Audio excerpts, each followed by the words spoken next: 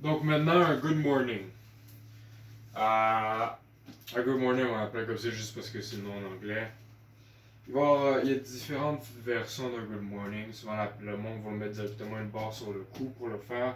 Moi, je préfère vous le montrer de la façon la plus safe, simple possible.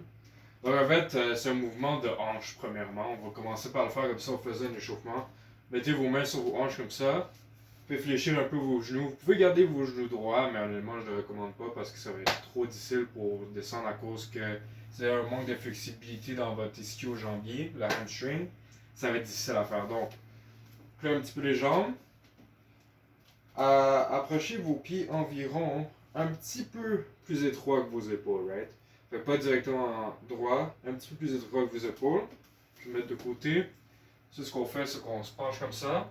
On essaie d'aller à presque 90 degrés. Puis on remonte. On descend. 90 degrés, on remonte.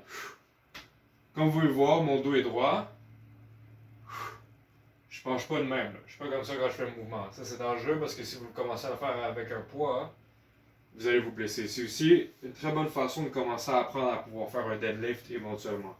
Donc, dos droit, on descend, on monte, on squeeze les hamstrings, excusez-moi, on squeeze les fesses, gardez les fesses bien serrées tout le long du mouvement, essayez de garder une contraction, puis aussi éventuellement, si vous êtes capable, essayez de garder une contraction dans votre ischio-jambier, la hamstring, sinon vous allez vous habituer, puis éventuellement vous allez être capable de le faire automatiquement.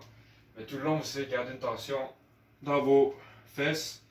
Une autre chose aussi, habituez-vous à le faire, gardez une tension dans vos abdominaux. Vous voulez venir les contracter pour protéger le bas de votre dos. Parce que naturellement, quand on fait un deadlift, ce qui est important éventuellement, c'est de bien pouvoir protéger votre dos.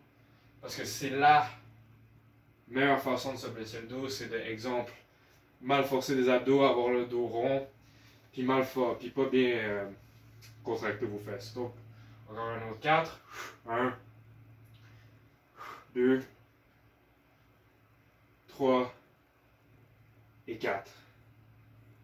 Maintenant, ce que vous pouvez faire, quand vous êtes rendu habitué, vous sentez que vous avez assez de flexibilité, vous êtes capable d'aller assez bas, c'est une bonne idée de vous regarder dans un miroir quand vous le faites. Moi, j'ai un miroir derrière vous. Moi aussi, je peux me voir dans la caméra à cause de mon miroir qui est derrière. Mais simplement, présentement, je vois que je suis presque parallèle au sol présentement. Si vous êtes juste capable de descendre jusqu'ici, c'est correct. Essayez juste, par exemple, d'éventuellement être capable de descendre parallèle au sol. Puis aussi, fléchissez vos genoux. Vous n'êtes pas obligé de droit. Si vous êtes droit, moi, je veux vraiment plus sentir un étirement. Ensuite, vous pouvez prendre un poids.